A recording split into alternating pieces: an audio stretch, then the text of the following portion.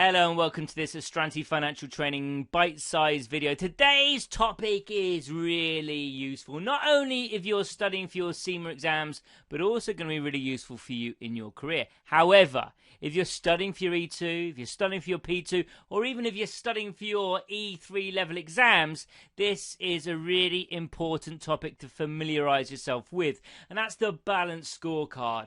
Now, this model is all about looking at the overall performance of an organization or a department, so that it's not only financial perspectives that managers and leaders are examining, because sometimes that can lead to short-termism, which isn't good for a business.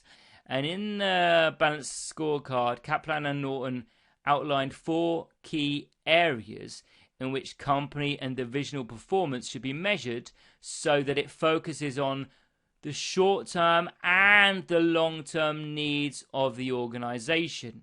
Now, the key idea here is that managers are to be appraised on a variety of measures, which include non-financial measures as well, so that their focus is both long and short-term. Because, let's just think for a moment, if a manager is appraised on profits alone, and let's say that their bonus is linked to that target. So the manager is going to get a big bonus if they increase profits in their department. Well, then what might they do? Well, they may lower spending on annual training because that would increase profits. But of course, this affects the long-term nature of the organization, because it means that people aren't going to be so well trained. So although the profits may be higher because training's been scrapped, in the long term, it will mean that the employees of the organization won't be so good at their job. But under the balanced scorecard, the management may also be measured on a number of different areas, such as the number of training days or another training measure.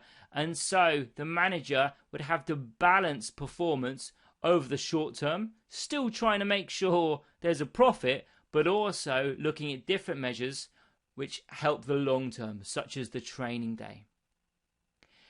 Similarly, as we just saw in Drucker's 8 key objectives, the manager could reduce spending on research and development, again resulting in higher profits.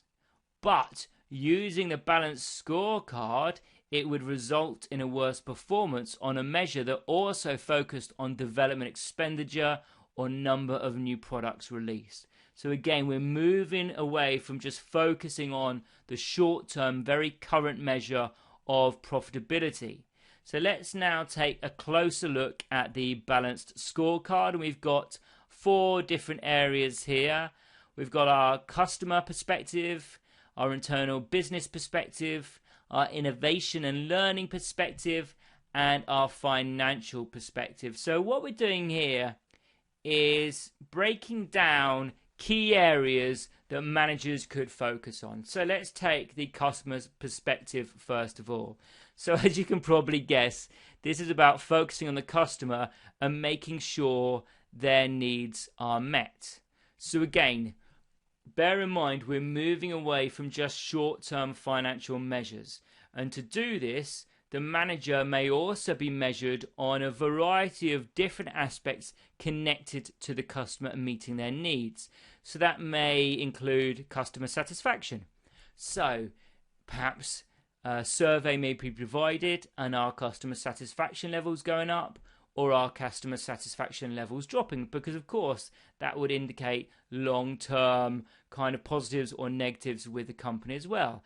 Other measures could be the number of returns being made, the number of customers moving to the competition, call waiting times, or how long it takes them to have a service, or delivery times, or the percentage of deliveries on time. And again, you can see all these measures are about moving away from short-termism and are looking at the broader picture. And these are all from the customer perspective. Now let's move across to the internal business perspective. And this perspective focuses on the way the business works and operates, with a specific focus on productivity and efficiency. So measures here could include, but are not limited to, the production time per unit. Is it dropping or increasing? The number of defective products being made, the cost per unit, or material wastage rates. Another perspective is innovation and learning. So this looks at innovation in the products as well as the processes and developing and learning for the future.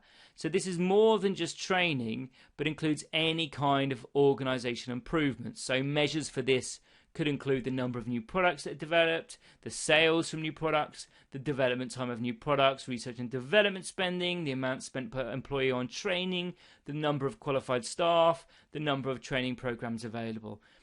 And again, like I said with the other two perspectives, it's about moving away from that short-termism. And I think that links very much to what we've already spoken to about research and development and the costs associated with it. Well, this is actually saying, well, the organisation wants to focus on innovation and research and development, and this is a measure by which we can see how well those aims are being achieved.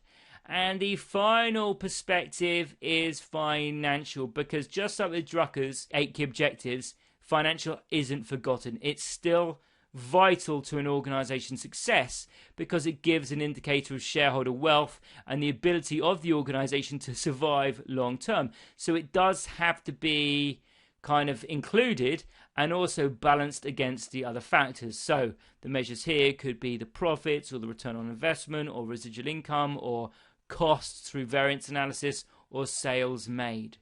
So there we go. That's what's included in the balanced scorecard, and there's examples of some measures that can be used for each of the perspectives.